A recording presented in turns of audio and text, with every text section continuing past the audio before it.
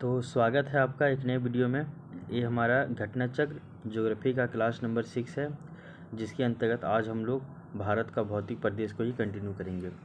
तो पिछले क्लास में हम लोग फिजिकल ज्योग्राफी ऑफ इंडिया यानी कि भारत का भौतिक प्रदेश के बारे में पढ़ रहे थे, जिसके अंतर्गत हम लोग जाने कि पूरे भारत को टोटल 6 भू आकृतिक प्रदेशों में डिवाइड किया गया है। तो अगर क्वेश्चन पूछा जाए भारत को कितने भू आकृतिक प्रदेशों में डिवाइड किया गया है, तो उसका जो है उत्तर होगा आपका टोटल 6।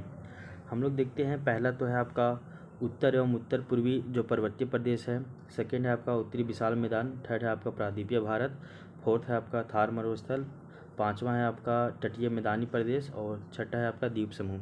इसमें से हम लोग पहला नंबर जो है उत्तरी एवं उत्तर पूर्वी जो पर्वतीय प्रदेश है, इसके बारे में हम लोग पढ़ रहे थे। तो आइए इस क्लास को ही हम लोग आज कंटिन्यू करते हैं। तो स्वागत है आपका एक नई क्लास में।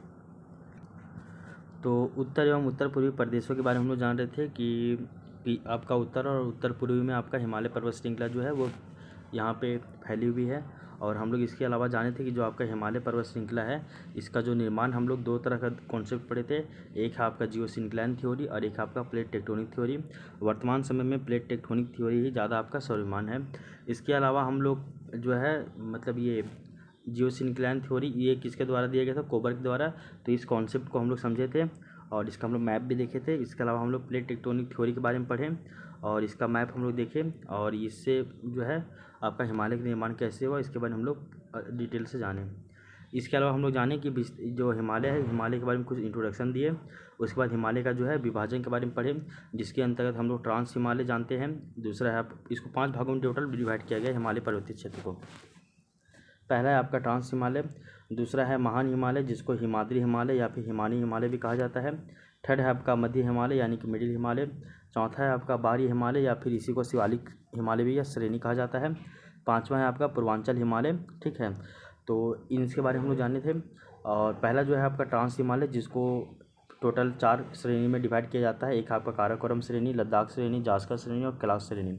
इन चारों श्रेणी के बारे में हम लोग पिछले क्लास में पढ़ चुके थे। यानी कि हमारा जो है ट्रांस हिमालय यानी कि पार हिमालय ये कंप्लीट हो गया था। आज हम लोग महान हिमालय के बारे में पढ़ेंगे। ठीक है,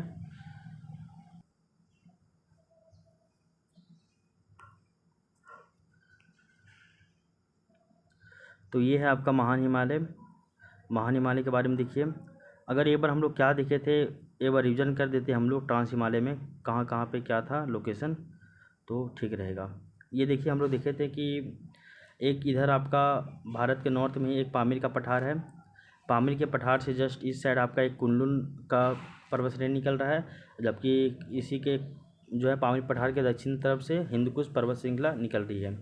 हिंदकुश पर्वत श्रृंखला के जस्ट नीचे में आपका एक और पर्वत श्रृंखला है जिसको बोलते हैं सुलेमान, और उसके नीचे एक और पर्वत श्रृंखला है जिसको बोलते हैं किरथर। ठीक है ना। इसके अलावा देखिए, जब हम लोग ट्रांस हिमालय की बात करते हैं तो इसके अंदर टोटल 4 श्रेणी आती है।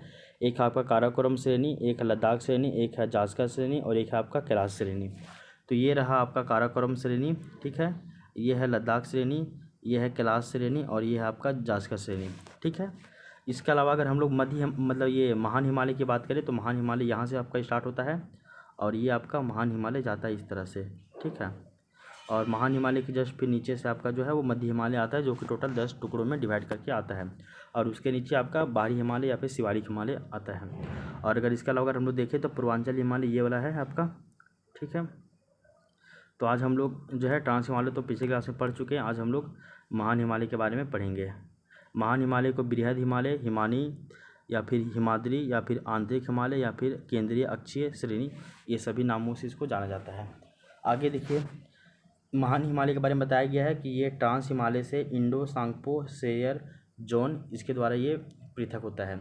तो देखिए, मान लीजिए ये आपका काराकोरम श्रेणी है, ये आपका लद्दाख श्रेणी है, ये आपका जास्कर श्रेणी है और ये आपका कैलाश श्रेणी है, और इसके जस्ट नीचे से ही आपका निकल रहा है क्या, तो वो आपका महान हिमालय। आपको पता होना चाहिए महान हिमालय और जो जास्कर श्रेणी ये लगभग आपका पूरी तरह से मतलब अभिसरित हो गया है।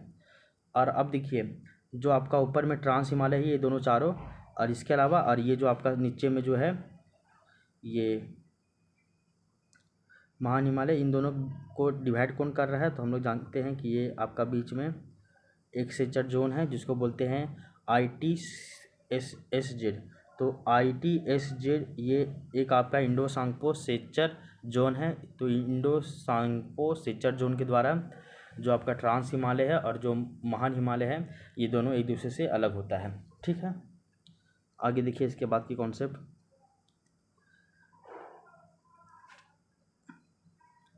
ये गया है आपका महान हिमालय। ठीक है, ये आपका महान हिमालय है पूरा, ये ऐसे गया है महान हिमालय यहाँ तक। ये तो आपका ये वाला हो गया आपका काराकोरम, उसके नीचे लद्दाख हो गया, उसके नीचे जास्कर हो गया और इधर आपका कैलाश हो गया। ये तो हम सभी को पता है। अगर अभी हम लोग केवल महान हिमालय की बात करें तो महान हिमालय ये गया आपका। ठीक है, इसके अलावा हम लोग देखिए इसमें ये वाला एक इलाका है, यहाँ से आपका सिंधु नदी इधर निकल रही है, सिंधु नदी इस ओर बह रही है और इधर से एक आपका ब्रह्मपुत्र नदी भी निकल रही है। ठीक है ना, और सिंधु नदी, ब्रह्मपुत्र नदी, इस सब का उद्गम कहाँ से होता है वो हम लोग आगे की क्लास में पढ़ेंगे। ठीक है ना, तो यहाँ पे देखिए, अच्छा रुकिए ज़रा सा। तो हम सभी को पता है कि जो सिंधु नदी है, ये आपका सिंधु नदी, ये सिंधु नदी आपका तिब्बत में एक मानसरोवर झील है। तो इस तिब्बत में मानसरोवर झील के पास एक सानोख्याबाब हिमनद है, मतलब एक ग्लेशियर का नाम है, उसका नाम है सानोख्याबाब। तो सानोख्याबाब जो कि ये आपका पूरा तिब्बत वाला इलाका है। ठीक ना, ये जो पूरा एरिया है ये आपका तिब्बत वाला इलाका है और इसी तिब्बत वाले इलाके में ही जो है एक झील मिलता है, उसका नाम है, ये है आपका वो झील, वो है आपका मानसरोवर झील। क्या है ये है आपका मानसरोवर झील। ठीक है, ये वाला जो है ये आपका मानसरोवर झील है और मानसरोवर झील के ही जस्ट यहीं पे सामने में ही एक हिमनद है यानी ग्लेशियर है, जिसका नाम है सानोख्यावाब। यहाँ से जो है वो आपका सिंधु नदी निकलता है। ठीक है ना, यहाँ सिंधु नदी निकल रहा है। इसके अलावा अगर हम लोग देखें सिंधु नदी के अलावा जो आपका एक और इधर नदी निकल रहा है, इसको बोलते हैं ब्रह्मपुत्र नदी, तो ये भी आपका इधर से निकल रहा है, ब्रह्मपुत्र नदी। ठीक है ना, और हम लोग जानते हैं सिंधु नदी का जो मुहाना है वो आपका अरब सागर में है। ठीक है ना, तो सिंधु नदी का मुहाना आप याद रखिएगा, अरब सागर।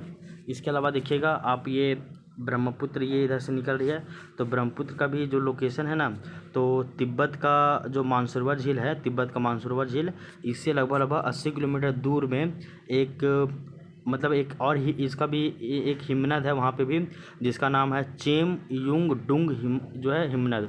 तो जो आपका ब्रह्मपुत्र नदी जिसको सांगपो कहा जा रहा है, तो ये ब्रह्मपुत्र नदी जो है वो भी आपका तिब्बत के मानसरोवर झील के लगभग 80 किलोमीटर दूर में एक आपका हिमानी है यानी ग्लेशियर है, जिसका नाम है चेम युंग और डुंग। तो CYD से याद रखिएगा, चेम युंग डुंग। क्या याद रखिएगा? चेम युंग डुंग, ये ग्लेशियर से निकलता है। ठीक है ना, ये भी याद रखिएगा। और ये आपका बंगाल की खाड़ी में जाके गिरता है, ये आपका अरब सागर में गिरता है, ये आपका बंगाल की खाड़ी में जाके गिरता है। तो हम लोग जानते हैं कि सिंधु नदी और जो आपका ब्रह्मपुत्र नदी है, ये दोनों का उद्गम स्थल तिब्बत के मानसरोवर झील के पास से होता है, दोनों का हिमनद अलग है। ठीक ना, अगर हम लोग ब्रह्मपुत्र नदी की बात करें तो वो आपका CYD से याद रखिएगा, तो चेम युंग डुंग इस ग्लेशियर से निकलता है। अगर हम लोग इसके अलावा देखिए सिंधु नदी की बात करें तो सिंधु नदी जो है वो आपका सानोख्याबाब हिमनद से निकलता है। ये हम लोग नदी वाले टॉपिक में हम लोगों को पढ़ना था, लेकिन यहाँ पे इसका जिक्र हो गया इसलिए आपको बता दिया गया। तो इस वाले पॉइंट को भी आप हमेशा याद रखिएगा डिटेल से। ठीक है ना, ये आपका पूरी तरीके से आपका जो है वो मध्य हिमालय, मतलब कि सॉरी मध्य हिमालय बोर्ड है, महान हिमालय पूरा ये गया है। ठीक है ना, ये आपका महान हिमालय गया है। महान हिमालय के जस्ट ऊपर में यहीं पे देखिएगा आपका जो है तिब्बत वाला एरिया, जहाँ पे आपका मानसरोवर झील है, यहीं से आपका इधर से इधर आपका सिंधु नदी और इधर से इधर आपका ब्रह्मपुत्र नदी निकल रही है। ठीक ना, इसको भी याद रखिएगा। इसके अलावा देखिए एक पॉइंट याद रखिएगा कि जो आपका महान हिमालय है ना, महान हिमालय में एक पर्वत चोटी है जिसका नाम है क्या, तो उस पर्वत चोटी का नाम है K2, मतलब सॉरी नंगा पर्वत है ना, क्या नाम है इसका, तो नंगा पर्वत है। तो इसी में याद रखिएगा कि महान हिमालय में ही एक पर्वत, मतलब एक चोटी है जिसका नाम है नंगा पर्वत है ना, तो हम लोग इसको याद रखते हैं। तो पूर्व में महान हिमालय में एक आपका चोटी है जिसका नाम है नंगा पर्वत, और इधर आप सॉरी ये पश्चिम हो गया, तो पश्चिम में एक चोटी है जिसका नाम है नंगा पर्वत, और पूर्व में भी एक इसका चोटी है जिसका नाम है नामचा बरवा। ठीक है ना, तो ये आपका ग्रेट हिमालय ही है। ग्रेट हिमालय में मान लीजिए ग्रेट हिमालय है, तो ग्रेट हिमालय के पूर्व में एक चोटी है जिसका नाम है नामचा बरवा, और पश्चिम में एक चोटी है जिसका नाम है नंगा पर्वत, और ये पूरा आपका ये बृहत हिमालय है। अब बृहत हिमालय के यानी कि महान हिमालय है, महान हिमालय के ऊपर में तिब्बत वाला एरिया, यहाँ पर मानसरोवर झील है। तो इस मानसरोवर झील के इधर से आपका सिंधु नदी निकल रही है और वो आपके सानो ख्या वाब हिमनद से निकल रही है। जबकि इस ओर से आपका जो है तिब्बत के मानसरोवर झील से 80 किलोमीटर दूर एक यहाँ पे आपका YCD यानी कि जो है इसका ग्लेशियर का नाम है चेम यूंग डुंग। ये ग्लेशियर से जो है वो आपका ब्रह्मपुत्र नदी निकलती है। और ये आपका जो है इसको सांगपो नदी भी कहा जाता है अरुणाचल प्रदेश में। क्यों? तो तिब्बत में इसको सांपो तथा अरुणाचल प्रदेश में इसको दिहांग कहा जाता है ना, ये भी याद रखिएगा, ठीक है ना। इसलिए यहाँ पे देखते होंगे आपकी ये यहाँ पे आपका जो है दिहांग गॉर्ज का भी निर्माण कर रहा है ना। तो दिहांग गॉर्ज का निर्माण कहाँ पे करता है? तो दिहांग गॉर्ज का जो निर्माण है वो आपका ये दिहांग गॉर्ज का जो निर्माण है वो आपका अरुणाचल प्रदेश में करता है। इस वाले पॉइंट को भी याद रखिएगा। और सांपो इसको कहा जाता है तिब्बत में, है ना, तो इसलिए इसको सांगपो रिवर जो है कहा जा रहा है। ये आपका तिब्बत में इसको सांपो रिवर कहा जा रहा है, जबकि अरुणाचल प्रदेश में इसी को दिहांग नदी भी कहा जाता है। और ये दिहांग गॉर्ज का भी निर्माण करता है, ठीक ना। तो ये वाला जो 2-3 लाइन था ये आपको पता होना चाहिए, इसमें ज़्यादा कन्फ्यूजन नहीं रखिएगा, ठीक है ना। ये तो बहुत ही फैक्चुअल डाटा है, इसमें बार बार कन्फ्यूजन होती रहता है आदमी। पहला पॉइंट जाने कि ट्रांस हिमालय को जो है वो महान हिमालय से कौन अलग करता है? तो इंडो सांगपो सेचर जोन के द्वारा अलग होता है। फिर हम लोग जाने कि जो आपका ये आपका जो पूरा महान हिमालय है, तो महान हिमालय के जस्ट ऊपर में यहाँ पे एक आपका मानसरोवर झील है, जहाँ से इधर आपका सिंधु नदी निकल रही है, जबकि इधर आपका ब्रह्मपुत्र नदी निकल रही है। यहाँ पे आपका ये दिहांग गॉर्ज बनाता है, तो यहाँ पे आपका सिंधु नदी का गॉर्ज बनाता है। ये हम लोग जाने। आपका भी महान हिमालय में 2 ठो चोटी है, एक आपका पश्चिम की साइड चोटी है जिसको बोलते हैं नंगा पर्वत, और एक आपका पूर्व की ओर चोटी है जिसको बोलते हैं नामचा पर्वत। यहाँ तक आपको किसी भी तरह का कोई भी दिक्कत नहीं होना चाहिए, ठीक है। तो इसमें इतना ये था आपका जो है महान हिमालय के बारे में। महान हिमालय के बारे में बताया जाता है कि इसका जो देशांतरीय विस्तार है वो आपका 74 डिग्री ईस्ट से लेकर जो है 96 डिग्री ईस्ट यहाँ तक है। यानी कि 74 डिग्री पूर्वी देशांतर से लेकर 96 डिग्री पूर्वी देशांतर तक जो है वो आपका महान हिमालय फैला हुआ है। पूरा हिमालय नहीं, केवल महान हिमालय इतना में फैला हुआ है।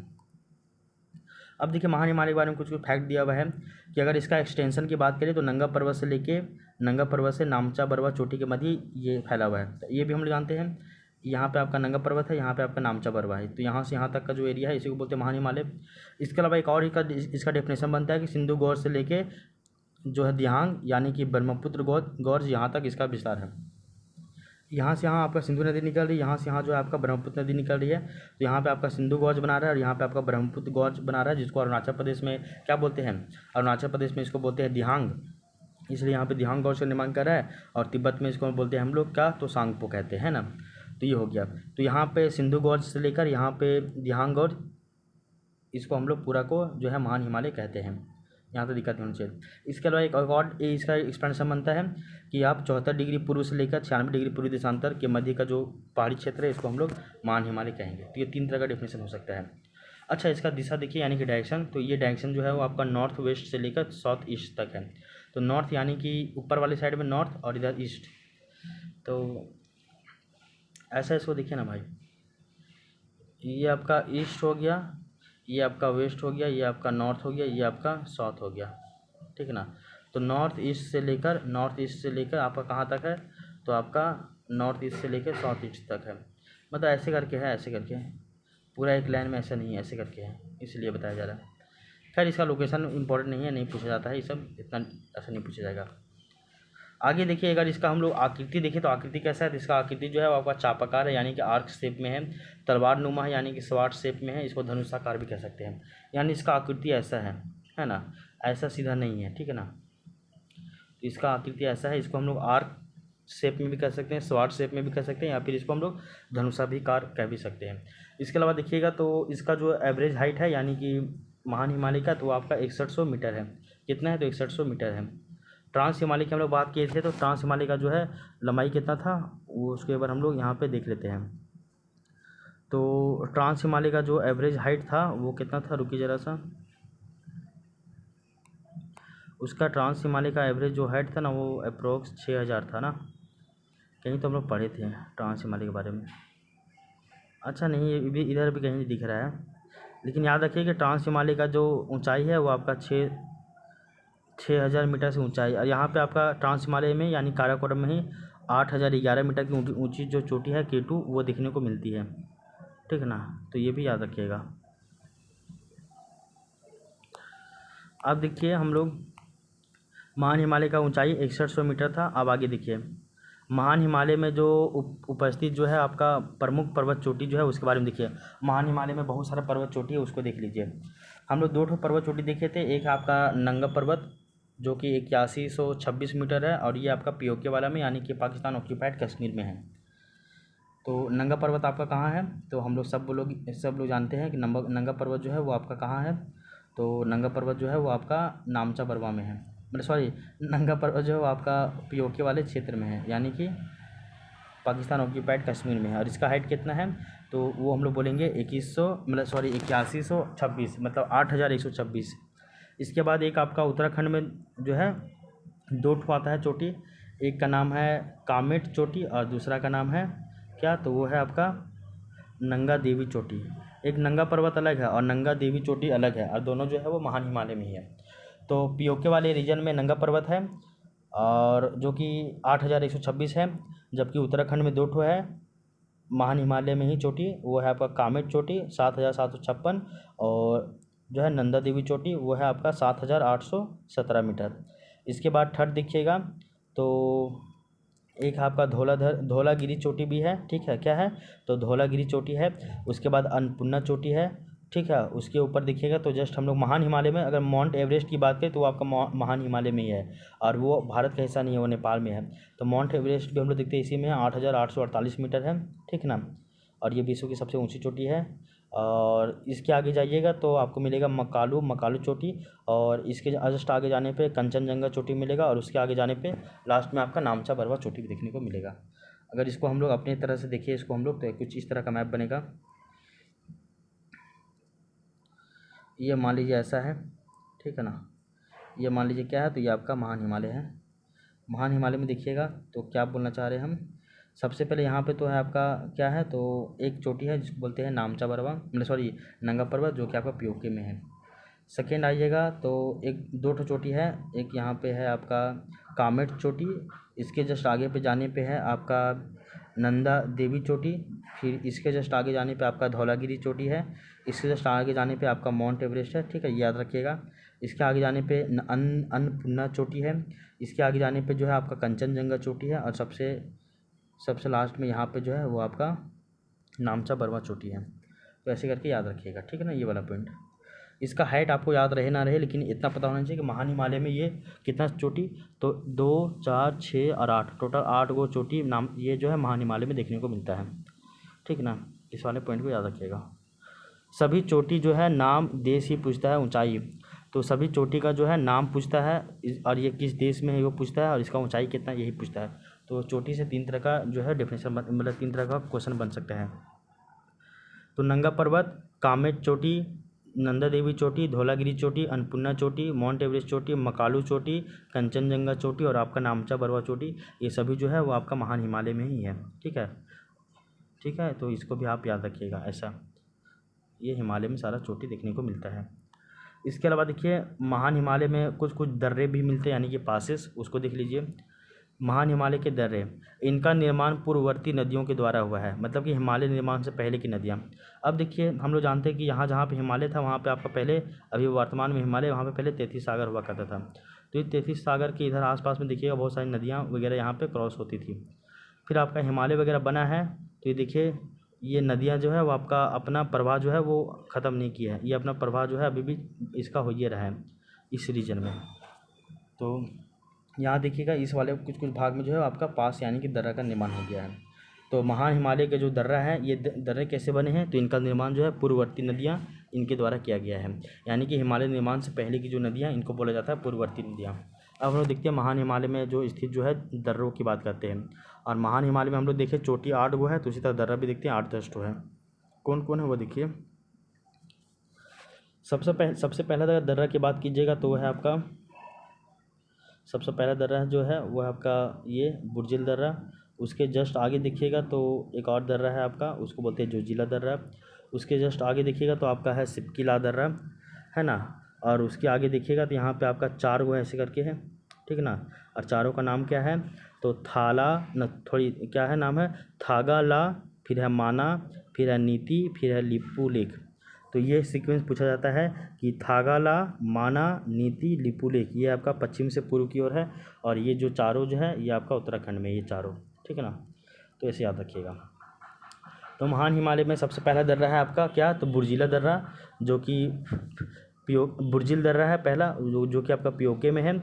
और ये श्रीनगर को जो श्रीनगर को वो गिलगिट बलूचिस्तान से ये क्या बाल्टिस्तान से जोड़ता है। श्रीनगर को गिलगिट बाल्टिस्तान से जोड़ता है। और एक आपका है जोजिला दर्रा, जो कि आपका लद्दाख में है, और वो आपका श्रीनगर को लेह से जोड़ता है। इसके अलावा देखिएगा तो एक आपका आता है सिपकिला दर्रा, जो कि आपका सतलज इंटर इंडिया में, यही मतलब देखिए एक आपका सिपकिला दर्रा है, और इसी सिपकिला दर्रा से ही जो आपका सतलज नदी भारत में इंटर करती है। तो भारत में जो सतलज नदी है वो इंटर कैसे करती है, तो आप याद रखिएगा सिपकिला दर्रा से ही इंटर करती है, ठीक है। इसके अलावा 4 गो और दर्रा है जो कि उत्तराखंड में है। 4 ठो दर्रा, उसका नाम है थागाला, माना, नीति, लिपुलेख, ये चारों याद रखिएगा। इसके अलावा आगे जाइएगा तो एक और दर्रा मिलता है जिसका नाम है आपका जे जेपला व नाथुला दर्रा। तो जे जेपला, यहाँ पे 2 गो दर्रा है, इसी का नाम 2 ठो है कि 1 ठो है, इसी का नाम शायद 1 ही ठो है, ये 1 ठो है। और इसी का जो नाम है, इसी का नाम जे जेपला भी है, और इसी का नाम जो है नाथुला दर्रा, दोनों एक ही है। और ये दोनों जो है वो आपका सिक्किम में ही है, ठीक है ना, याद रखिएगा। इसके अलावा देखिएगा एक और दर्रा है, उसका नाम है आपका बोमडीला दर्रा, जो कि अरुणाचल प्रदेश में है। तो बोमडीला दर्रा अरुणाचल प्रदेश में है। और इसके हल्का सा आगे जाइएगा तो आपका मिलता है यांग याप दर्रा। तो यांग याप दर्रा जो है वो आपका अरुणाचल प्रदेश में है। इसके नीचे देखिएगा तो इधर आपका एक है दीफू दर्रा, और इस साइड में देखिएगा तो आपका है तुजू दर्रा, जो कि मणिपुर म्यांमार का ये रास्ता प्रदान करता है। तो तुजू दर्रा जो आपका मणिपुर में है, और मणिपुर से म्यांमार जाना है तो आपको इस दर्रा से आप क्रॉस हो सकते हैं। तो अगर इसका बात कीजिएगा, महान हिमालय में भी आपका 10-12 ठो दर्रा है। अगर इधर देखिएगा तो बुर्जिल दर्रा है, जोजिला है, सिपकिला दर्रा है, फिर आपका 4 गो उत्तराखंड में है, थागाला, माना, नीति, लिपुलेख, फिर आपका जे जेपला, इसी को नाथुला दर्रा भी कहते हैं, फिर आपका यांगपाक दर्रा, यांग याप दर्रा, फिर आपका तुजू दर्रा, फिर आपका है दीफू दर्रा, ये सब याद रखिएगा। और एक और दर्रा जो हम लोग देखें, ये है आपका बोमडीला दर्रा, इस सभी के बारे में आप याद रखिएगा। तो जितना बार इसको मैप में देखिएगा तभी याद रहेगा, अदरवाइज ये आप कितना याद कर लीजिए भूल ही जाइएगा। तो हम लोग देख लिए हैं अभी, ये था आपका महान हिमालय। तो महान हिमालय कहाँ से कहाँ, तो महान हिमालय के बारे में सारा फैक्ट जाने हम लोग। महान हिमालय में कितनी चोटियाँ हैं, 8 गो चोटी के बारे में जाने। महान हिमालय में स्थित जो है 8-10 ठो जो है दर्रे, तो दर्रों के बारे में हम लोग पढ़े। तो ये जो है आपका दर्रा वाला भी टॉपिक, मतलब ये महान हिमालय वाला टॉपिक जो है वो हम लोग कंप्लीट कर लिए हम। महान हिमालय के बारे में हम लोग क्या क्या पढ़े उसको देख लेते हैं। महान हिमालय हम लोग जाने कि ये ट्रांस हिमालय और महान हिमालय को ITSZ जो आपका इंडो सांगपो सेचर जोन है, सेचर जोन के द्वारा ये अलग होता है। फिर हम लोग जाने कि यहाँ पे आपका महान हिमालय में आपका एक तरफ सिंधु गॉर्ज है, एक तरफ आपका दिहांग गॉर्ज है, जो कि ब्रह्मपुत्र नदी के द्वारा बनता है। फिर हम लोग देखिए कि जो आपका है एक तरफ आपका नंगा पर्वत है, एक तरफ आपका नामचा पर्वत है, वो हम लोग जाने।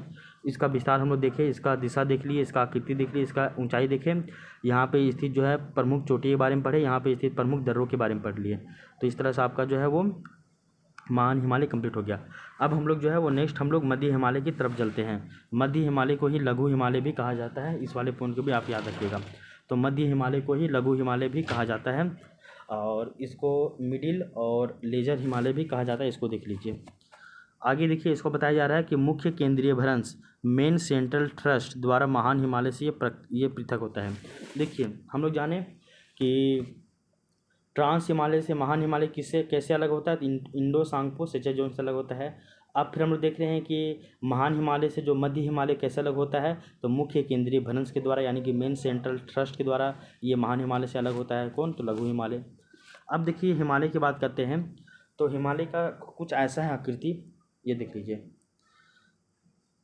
जो है ग्रेटर हिमालय ये आपका बड़ा है, ठीक है।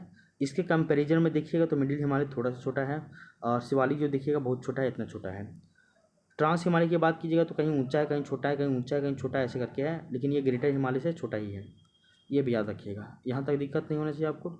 आगे देखिए, ये है आपका ट्रांस हिमालय, ये है आपका ग्रेट हिमालय, ये है आपका मिडिल हिमालय, और ये है आपका शिवालिक। आगे देखिए, यहाँ पे एक आपका याद रखिएगा कि ट्रांस हिमालय को ग्रेटर हिमालय से अलग हो रहा है, तो आपका ITSZ के द्वारा अलग हो रहा है। तो ट्रांस हिमालय ग्रेट हिमालय से ITSZ के द्वारा अलग हो रहा है। ग्रेट हिमालय मिडिल हिमालय से जो है वो आपका मेन सेंट्रल थ्रस्ट से अलग हो रहा है। तो ग्रेट हिमालय जो है मतलब कि बृहत हिमालय, महान हिमालय, बृहत हिमालय, ये आपका मध्य हिमालय से मेन सेंट्रल थ्रस्ट से अलग हो रहा है। अगर हम लोग बात करते हैं अगर मिडिल हिमालय यानी कि मध्य हिमालय, तो मध्य हिमालय जो है शिवालिक से कैसे अलग होता है, तो वो आपका मेन बाउंड्री फॉल्ट यानी कि मुख्य सीमांत भ्रंश से, ये होता है आपका मुख्य केंद्रीय भ्रंश से, और ये होता है आपका मुख्य सीमांत भ्रंश, दोनों में कन्फ्यूजन नहीं हो जाएगा। तो जो है महान हिमालय से मध्य हिमालय मुख्य केंद्रीय भ्रंश से यानी कि मेन सेंट्रल थ्रस्ट से, जबकि मध्य हिमालय से शिवालिक जो है वो आपका मुख्य सीमांत प्रदेश से यानी कि मेन बाउंड्री फॉल्ट से अलग होता है। ये वाला पॉइंट आपको पता होना चाहिए, यहाँ पे आपको किसी भी तरह का कन्फ्यूजन नहीं होना चाहिए। आगे देखिए, अगर देखिए हम लोग यहाँ पे बताया गया कि मध्य हिमालय का विस्तार असतत रूप में है, यानी कि एकदम पूरा ये सतत है, एकदम कंटिन्यूअस नहीं है लगातार। तो mid Himalaya is found discontinuous, ये कंटिन्यूअस नहीं मिलता है, ये छोटे छोटे ऐसे करके ऐसे करके पैचेस में देखने को मिलता है। जबकि महान हिमालय ऐसे मिलता है, फिर आपका जो है लघु मतलब ये शिवालिक हिमालय ये भी ऐसे मिलता है, लेकिन मध्य हिमालय जो है वो छोटे छोटे पैचेस में मिलता है, असतत रूप में मिलता है, डिसकंटिन्यूअस के रूप में मिलता है। ये हम लोग जानते हैं। टोटल ये 10 पार्ट में देखने को मिलता है। क्यों मिलता है ऐसा वो देख लीजिए। महान हिमालय से आने वाली जो नदियों के द्वारा अपरदित कर दिया गया है, यानी कि इसको इरोडेट कर दिया गया है। तो महान हिमालय से जो भी नदियाँ निकल रही है, तो महान हिमालय से जो बड़ी बड़ी नदियाँ निकल रही है, वो नदियाँ जो है वो मध्य हिमालय को अपरदित कर दी है यानी कि इरोडेट कर दी है। एग्जाम्पल देखिए, ये मान लीजिए आपका ये आपका है महान हिमालय, ठीक, क्या है ये आपका महान हिमालय है। महान हिमालय से बहुत सारी नदियाँ आ रही है, तो ये ऐसी करके नदियाँ आ रही है। अब ये जो नदियाँ आ रही है तो आपका जो बीच वाला जो एरिया है ये वाला, इसको तो काटेगी ही ना, तो इसलिए ये जो है लघु हिमालय मतलब ये मध्य हिमालय ये आपके छोटे छोटे पैचेस में देखने को मिलता है। और ये छोटे छोटे पैचेस में क्यों मिलता है, इसके पीछे का रीज़न हम लोग जान गए हैं, समझ गए हैं। आगे देखिए इसके बारे में देखिए, तो मध्य हिमालय देखिएगा तो टोटल ये 10 पार्ट में देखने को मिलता है। ऐसे ऐसे ऐसे ऐसे करते करते करते करते करते ये 10 पार्ट में देखने को मिलेगा, ठीक है ना। इसका 10 पार्ट देख लीजिए। ऊपर में ये तो आपका है महान हिमालय, क्या है ये तो है आपका महान हिमालय। महान हिमालय से मध्य हिमालय कैसे अलग हो रहा है, तो मेन थ्रस्ट जोन से हो रहा है। कैसे हो रहा है, मेन थ्रस्ट जोन से, मतलब सॉरी मेन सेंट्रल थ्रस्ट से अलग हो रहा है, मेन सेंट्रल थ्रस्ट से यानी कि मुख्य केंद्रीय भ्रंश से। और जबकि अगर हम लोग बात करें मध्य हिमालय शिवालिक से कैसे अलग हो रहा है, तो मुख्य सीमांत भ्रंश से अलग हो रहा है यानी कि मेन बाउंड्री फॉल्ट से अलग हो रहा है।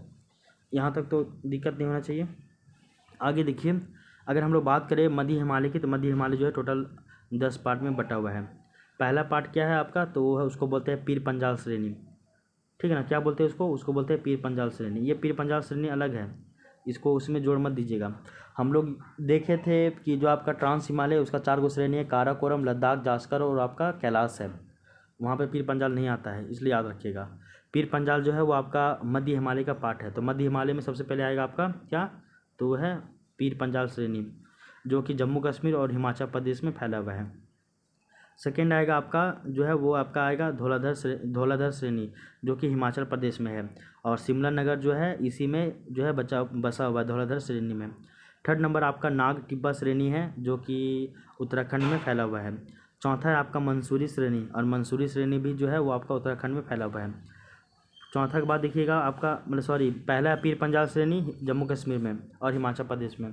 दूसरा है धौलाधर श्रेणी जो कि हिमाचल प्रदेश में है और शिमला यहीं पे लोकेटेड है। तीसरा है नाग टिब्बा श्रेणी जो कि उत्तराखंड में है। चौथा है मंसूरी श्रेणी, ये भी उत्तराखंड में ही है। पाँचवा है आपका महाभारत श्रेणी जो कि आपका नेपाल में है, तो महाभारत नेपाल में है। उसके बाद देखिए छठा है आपका डोकवा पर्वत, और डोकवा पर्वत जो है वो आपका सिक्किम में है, तो डोकवा पर्वत सिक्किम में है। छठा हो गया। सातवां देखिए ब्लैक माउंटेन, और ब्लैक माउंटेन जो है वो आपका नेपाल में सॉरी भूटान में लोकेटेड है, तो ब्लैक माउंटेन भूटान में है। ये हो गया आपका सातवां। आठवां देखिए वो है आपका ढापला श्रेणी, और नौवां है आपका मीरी श्रेणी, 10वां है आपका आबोर श्रेणी, और 11वां है आपका मिसमी श्रेणी। तो डाफला, मीरी, आबोर और मिसमी ये चारों जो है वो आपका अरुणाचल प्रदेश में है, तो इसको एक साथ याद रखिएगा, ठीक है ना। डाफला श्रेणी, मीरी श्रेणी, आबोर श्रेणी, मिसमी श्रेणी, ये चारों जो है वो आपका अरुणाचल प्रदेश में देखने को मिलेगा। क्या क्या बोले हैं वो देख लीजिए। ऊपर में ये पूरी तरीके से आपका क्या है, तो ये पूरा जो है वो आपका क्या है, इसको आप भूलिएगा नहीं, ये पूरा आपका जो है महान हिमालय है, बृहत हिमालय है। इसके नीचे देखिएगा तो जो आपका मध्य हिमालय है वो टोटल जो 8-10 मतलब पर्वतों में छोटे छोटे भाग में टूटा हुआ है। क्यों टूटा, क्योंकि जो है महान हिमालय से आने वाली नदियाँ जो है इसको इरोडेट कर दी यानी अपरदित कर दी है। पहला देखिएगा पीर पंजाल, दूसरा देखिएगा धौलाधर, तीसरा देखिएगा नागटिब्बा, चौथा देखिएगा मंसूरी, पांचवा महाभारत, छठा है आपका डोकवा पर्वत, सातवां है ब्लैक माउंटेन, आठवां है ढापला श्रेणी, नौवां है मीरी श्रेणी, 10वां है आबोर श्रेणी और 11वां है मिसमी श्रेणी। ये याद रखिएगा और इसका लोकेशन भी याद रखिएगा कि कहाँ कहाँ है सो, ठीक है। एक दो फैक्ट और भी दिया गया है, उसको देख लीजिए कि पीर पंजाल जो श्रेणी है जो कि आपका जम्मू कश्मीर और हिमाचल प्रदेश में है, यहाँ पे टोटल 3 श्रेणी है। कितना है? तो 3 श्रेणी है। तीनों श्रेणी का नाम क्या है? तो वो देखिए, एक है आपका जवाहर सुरंग, ठीक है, एक है आपका पत्नी तोप या फिर चनानी नासरी सुरंग, इसको हम लोग नाम कर दिए हैं डॉक्टर श्यामा प्रसाद मुखर्जी सुरंग, है ना। और ये जो टनल है ये आपका जम्मू कश्मीर में है, जम्मू कश्मीर के उधमपुर में है। तीसरा है आपका अटल सुरंग जो कि हिमाचल प्रदेश में है। और अटल सुरंग के बारे में एक पॉइंट बताया जाता है कि दुनिया की सबसे लंबी सुरंग है जो कि 10 किलोमीटर से भी अधिक है। तो 10 किलोमीटर से भी अधिक है और फीट से अधिक ऊंचाई पर है। और ये जो है अटल सुरंग जो है वो आपका 10 किलोमीटर, ये क्या लिखा हुआ है, 10 किलोमीटर, सबसे लंबी सुरंग 10 किलोमीटर है और ये फीट से अधिक ऊंचाई पर है। ये कन्फ्यूजन है मेरे को। बस के लिए अटल सुरंग के बारे में इतना याद रखिएगा कि ये वर्ल्ड की सबसे लंबी सुरंग है, ठीक ना, याद रखिएगा सबसे लंबी सुरंग है, 10 किलोमीटर है। और अगर फीट के हिसाब से देखिए, और ये सबसे ऊंचाई पर भी स्थित जो है सुरंग है विश्व की। तो सब पूरा विश्व की सबसे लंबी सुरंग अटल सुरंग, विश्व की सबसे ऊंचाई पर स्थित सुरंग वो भी अटल सुरंग, ऐसे याद रखिएगा। तो हम 3 पॉइंट बताए हैं। जो आपका पहला है पीर पंजाल श्रेणी, वो आपका जम्मू कश्मीर और हिमाचल प्रदेश में है। इसमें टोटल 3 गो सुरंग है, ठीक है ना। एक सुरंग है जवाहर सुरंग, दूसरा है पत्नी तोप या फिर इसी को बोलते हैं चनानी नासरी सुरंग, इसका नया नाम कर दिया डॉक्टर श्यामा प्रसाद मुखर्जी सुरंग जो कि जम्मू कश्मीर के उधमपुर में है। इसके बाद अगर थर्ड देखिएगा तो वो है आपका अटल सुरंग जो कि हिमाचल प्रदेश में है। और अटल सुरंग जो है वो विश्व की सबसे लंबी सुरंग भी है और ये विश्व की सबसे ऊंचाई पर स्थित सुरंग भी है, ठीक है ना। यहाँ तक आपको पता होना चाहिए। तो ये हो गया आपका मध्य हिमालय के बारे में, हम लोग जो है इसका मैपिंग वगैरह पढ़े मध्य हिमालय के बारे में। मध्य हिमालय का जो है हम लोग देखें कि कौन कौन से इसमें पहाड़ है, और ये टोटल 11 भागों में टूटा हुआ है। और इन 11 भागों को जो है वो आप बार बार रिवीजन करते रहिएगा तो आपको ये जो है ये तैयार हो जाएगा। अब देखिए इसमें एक चीज़ और बताया जाता है कि महान हिमालय तथा मध्य हिमालय के बीच जो संकीर्ण यानी कि नैरो अनुदैर्घ्य घाटियों का विकास हुआ है, यथा कश्मीर घाटी, कुल्लू घाटी, काठमांडू घाटी। क्या बोला गया? देखिए महान हिमालय और जो मध्य हिमालय है इन दोनों के बीच में एक संकीर्ण घाटियों का निर्माण होता है। मतलब देखिए दो पहाड़ों, ये एक पहाड़ है, एक पहाड़ यहाँ पे है, इन दोनों पहाड़ों के बीच का जो क्षेत्र है इसको हम लोग बोलते हैं घाटी, ठीक है ना। घाटी का निर्माण नदियों वगैरह के द्वारा ही हुआ है। एग्जाम्पल के लिए बोले तो कश्मीर घाटी, कुल्लू घाटी, काठमांडू घाटी इत्यादि, ठीक है ना। आगे देखिए यहाँ पे एक ये आपका है ग्रेटर हिमालय, मान लीजिए ये आपका ग्रेटर हिमालय है और ये आपका मिडिल हिमालय है, बीच में नदी वगैरह पास हो रही है और यहाँ से क्या हो गया, एक घाटी बन गया। ये क्या बन गया? इलाका घाटी बन गया। इसी तरह इसी को ही हम लोग घाटी कहते हैं। यहाँ बताया जा रहा है कि ऊपर से ये जो है ये आपका बृहद हिमालय बह रही है, ठीक है ना। और यहाँ से देखिए ये आपका झेलम नदी है और ये झेलम नदी है, ठीक है ना। और ये आपका पीर पंजाल रेंज है। पीर पंजाल किसका आ जाएगा? तो पीर पंजाल जो है वो आपका मध्य हिमालय का भाग आ जाएगा। मतलब ये मध्य हिमालय मान लीजिए, मध्य हिमालय में पहला जो भाग है वो आपका पीर पंजाल है, ठीक है ना, ऐसा याद रखिएगा। और बीच में जो है आपका एक झेलम नदी निकल रही है। झेलम नदी ये आपका पूरा दोआब क्षेत्र हो जाएगा झेलम नदी का, और यहाँ पे वो अपना घाटी बनाएगा, तो नदी घाटी। तो इस घाटी को हम लोग बोलते हैं कश्मीर वैली, इसी को बोलते हैं कश्मीर घाटी। तो बृहद हिमालय और जो आपका मध्य हिमालय है, मध्य हिमालय का जो पहला पार्ट पीर पंजाल वाला है, तो इन दोनों के बीच में झेलम नदी बहती है और झेलम नदी के द्वारा एक घाटी का निर्माण होता है। उस घाटी को हम लोग बोलते हैं कश्मीर घाटी, कश्मीर वैली, ठीक है। ये दिक्कत नहीं होना चाहिए, बहुत नॉर्मल कॉन्सेप्ट है, इसको याद रखिएगा। लेकिन हाँ, इसमें कौन कौन सा 10 पार्ट है, 11 को पार्ट, इन सभी को याद रखिएगा, ठीक है ना। ट्रिक बनाकर याद कीजिए, चाहे कैसे भी याद कीजिए, और इसका लोकेशन भी याद कर लीजिएगा, ये बहुत इंपॉर्टेंट है, ठीक है ना। और ये सब एग्जाम में पूछा जाता है, ये सब से आपका जो है कॉन्सेप्ट बहुत क्लियर हो जाएगा, ठीक है। आगे देखिए इसमें और भी कुछ जो है वो आपका मध्य हिमालय के बारे में बताया गया है फैक्ट, वो देख लीजिए। फैक्ट क्या है देखिए, हिमानी तथा नदी अवसादों से निर्मित, हिमानी जो है वो हिमानी तथा नदी अवसादों से निर्मित है, जिन्हें करेवा कहा जाता है। और करेवा मिट्टी केसर की कृषि के लिए प्रसिद्ध है और ह्यूमस की मात्रा यहाँ पे ज़्यादा होती है।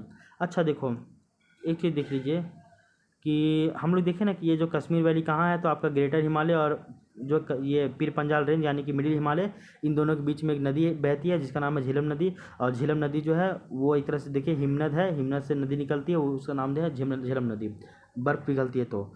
अब देखिए ये जो आपका झेलम नदी है, झेलम नदी के आसपास में ये तो अवसाद होगा ना इस घाटी में, तो इस अवसाद में ही जो है एक मिट्टी मिलता है, उसको बोलते हैं करेवा मिट्टी। क्या नाम है उसका? उसी मिट्टी का नाम है करेवा। क्या नाम है? तो करेवा मिट्टी नाम है। करेवा मिट्टी याद रखिएगा। और करेवा मिट्टी जो होता है बहुत ज़्यादा उपजाऊ होता है, और ये ना केसर की कृषि के लिए बहुत ज़्यादा फेमस है। यहाँ पे ह्यूमस की मात्रा जो है वो बहुत ज़्यादा होती है, क्योंकि नदी है ना भाई, अवसाद है ना, तो ह्यूमस वगैरह का मात्रा ज़्यादा होगा ही।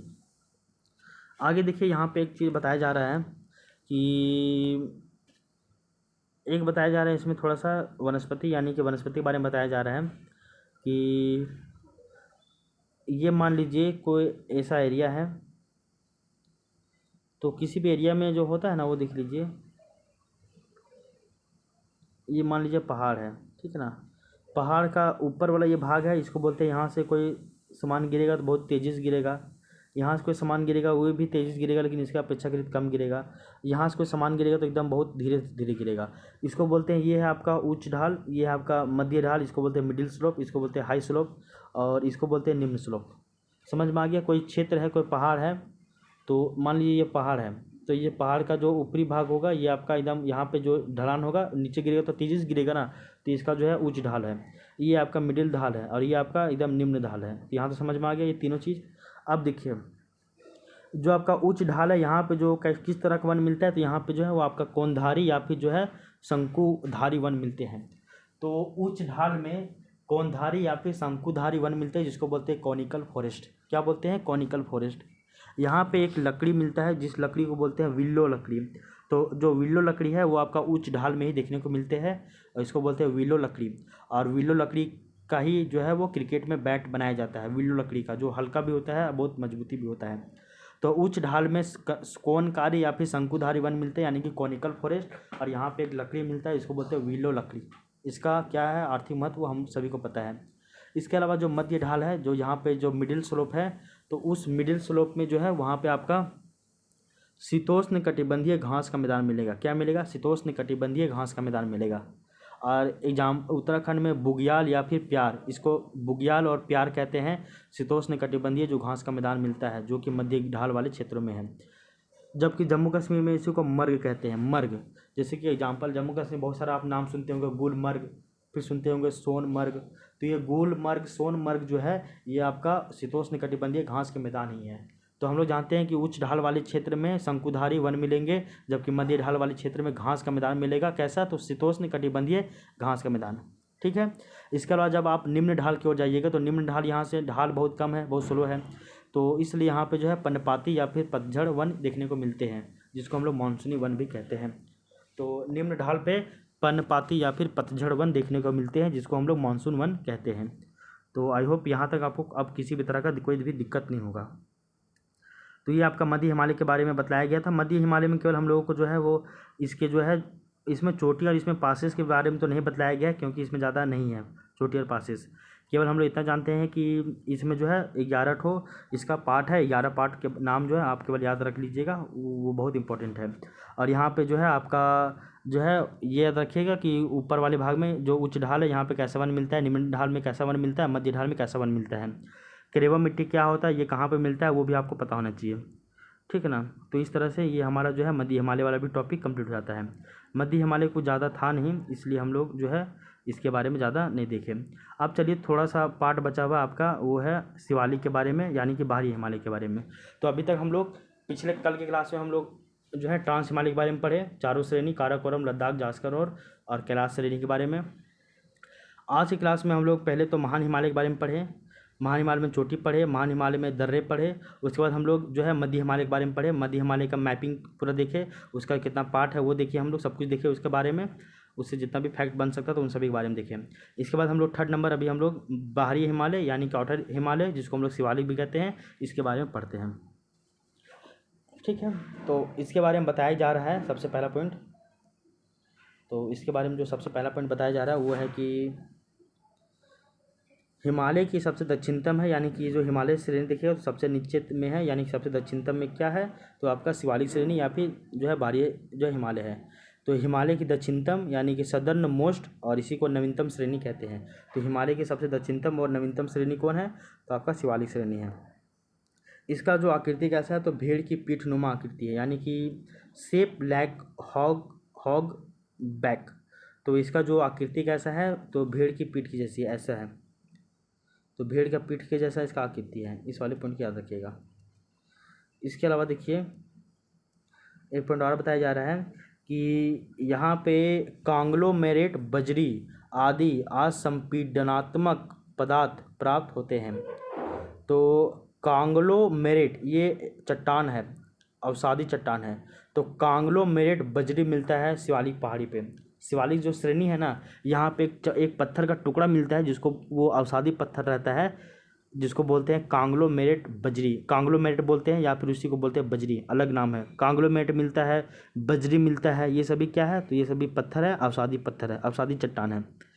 और ये कैसे हैं, तो ये आपके असंपीडनात्मक पदार्थ हैं, यानी कि अनकॉन्सोलिडेटेड मटेरियल है। कैसे हैं, तो अनकॉन्सोलिडेटेड मटेरियल है। ठीक है, याद रखिएगा, शिवालिक में ऐसा मिलता है।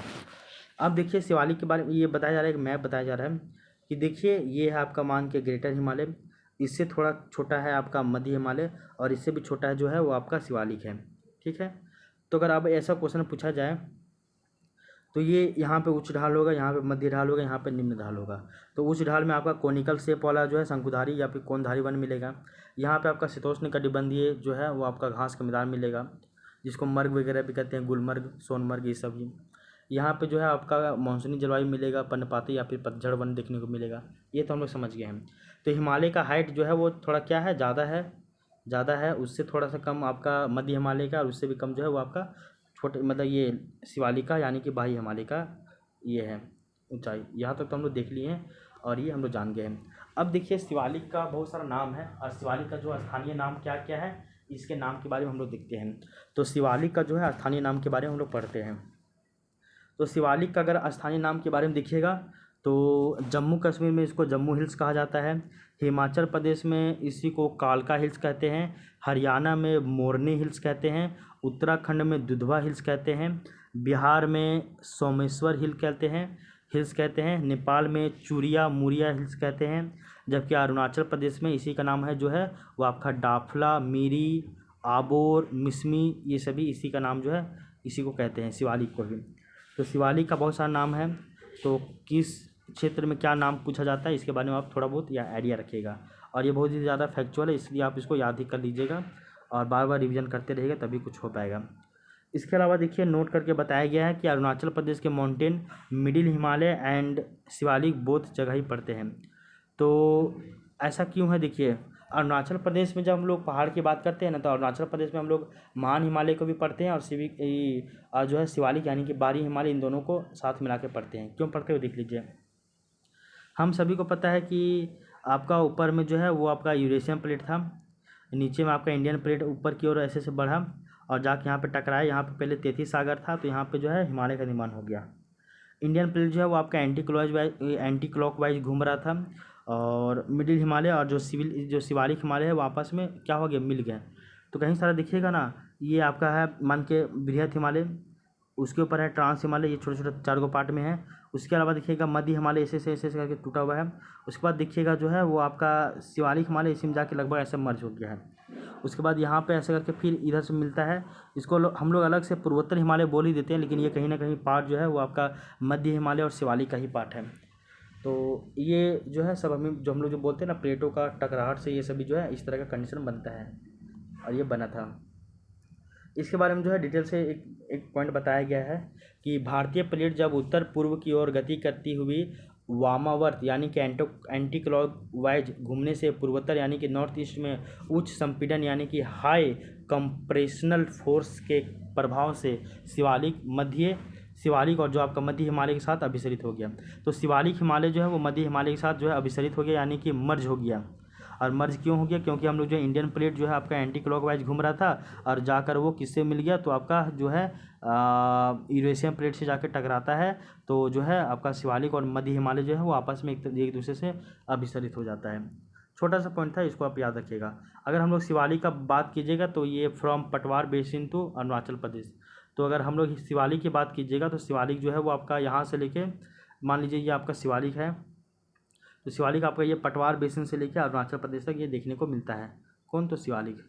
तो ये था हम लोग शिवालिक के बारे में भी हम लोग आज कंप्लीट कर लिए, शिवालिक यानी कि बाह्य हिमालय के बारे में। बाह्य हिमालय के बारे में ज़्यादा कुछ डिटेल से नहीं दिया होता है, आप केवल ट्रांस हिमालय, मध्य हिमालय और महान हिमालय के बारे में, इन तीनों के बारे में डिटेल से याद रखिए। शिवालिक जो है बहुत छोटा सा है।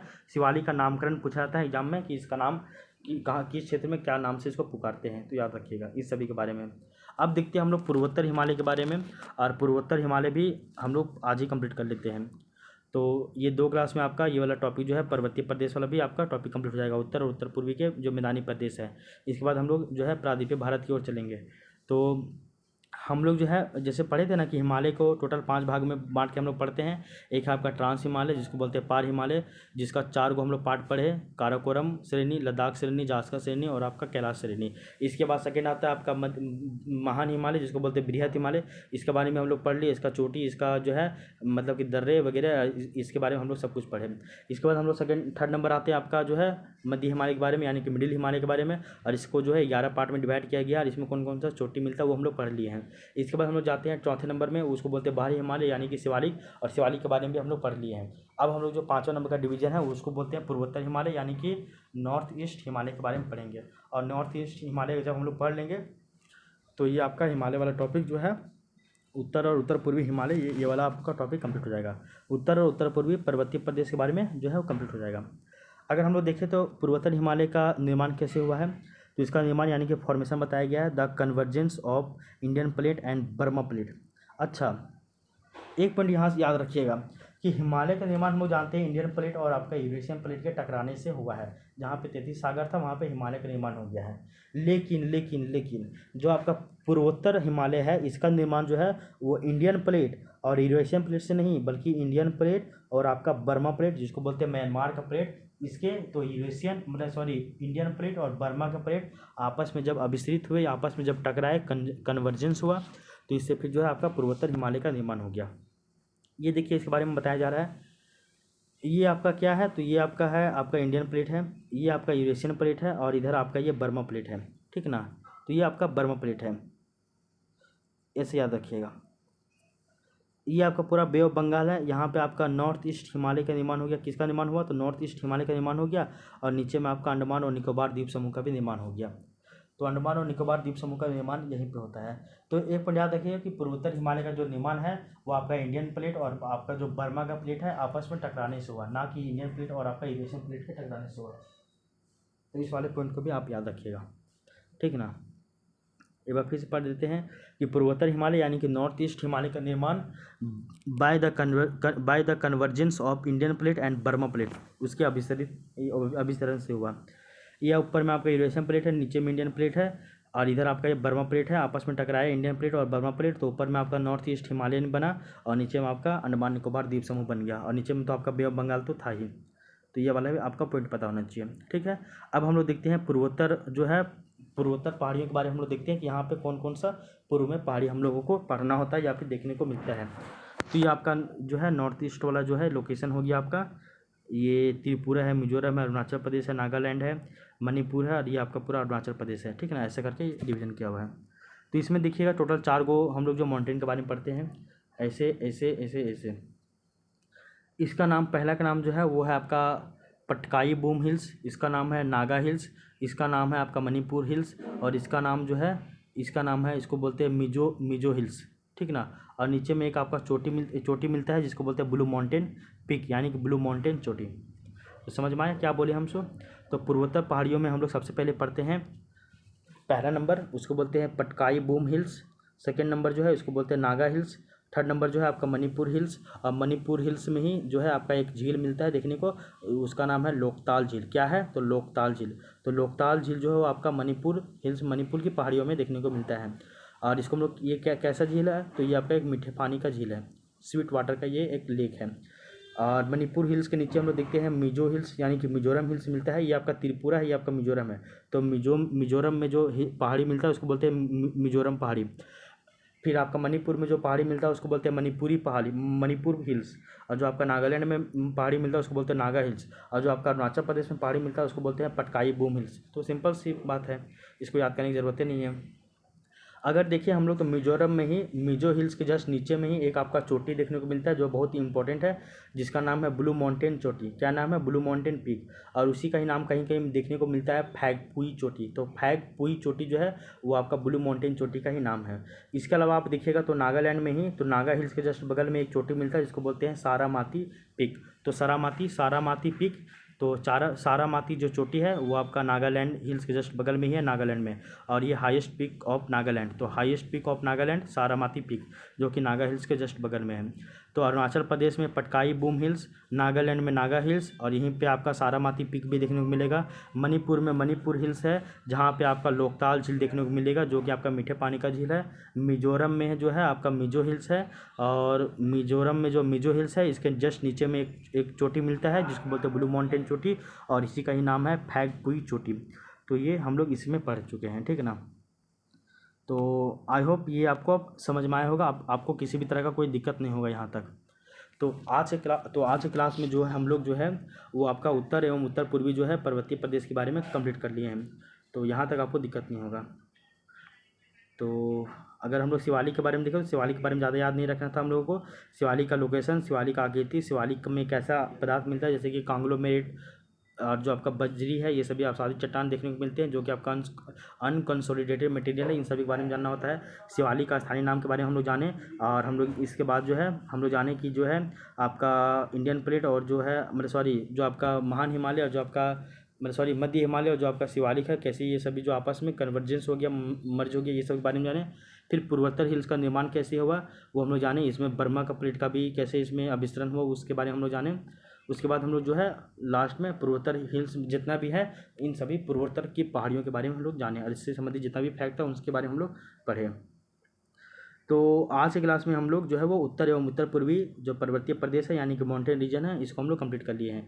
तो ये वाला टॉपिक जो है ये आपका 2 क्लास में कंप्लीट हो गया, कल की क्लास में और आज की क्लास में ये दोनों टॉपिक कंप्लीट हो गया है। तो अब हम लोग जो है इससे संबंधित जितना भी MCQ दिया हुआ घटना चक्र बुक में उनको लगा लेंगे। उसके बाद हम लोग जो है उत्तरी विशाल मैदान यानी सेकंड टॉपिक के बारे में चलेंगे। तो एक टॉपिक कंप्लीट करेंगे, फिर उसका MCQ प्रैक्टिस करेंगे, फिर एक टॉपिक कंप्लीट करेंगे, फिर उसका MCQ जो है प्रैक्टिस करेंगे। तो अगर आप इस तरह से देखिएगा तो आपका इंडियन ज्योग्राफी बहुत अच्छा तरीके से कंप्लीट हो जाएगा, और आपका कॉन्सेप्ट भी क्लियर हो जाएगा, और आपका फैक्ट भी क्लियर हो जाएगा। तो JPCS एग्जाम में आपको फिर दिक्कत नहीं होने वाला है, ठीक ना। ये PT के लिए हम लोग ये स्ट्रेटेजी अपना रहे हैं, बाकी बात मेंस के लिए तो अपना स्ट्रेटेजी तो रहेगा ही रहेगा, सर का नोट्स, ठीक है ना। तो आपको घबराना नहीं है, बस बने रहिएगा क्लास में और क्लास को करते चलिएगा, और क्लास में डेली याद करने का प्रयास कीजिएगा। तो आपका ओवरऑल जो है कॉन्सेप्ट बहुत क्लियर हो जाएगा। तो आई होप ये क्लास आपको पसंद आया होगा। इस क्लास में हम लोग जो है पिछले क्लास में और आज की क्लास में इन दोनों क्लास को मिलाकर उत्तर एवं उत्तर पूर्वी जो पर्वतीय प्रदेश है माउंटेन रीजन, इस टॉपिक को हम लोग कंप्लीट कर लिए हैं। अब हम लोग मिलते हैं नेक्स्ट क्लास में, तब तक के लिए thank you, take care, bye bye.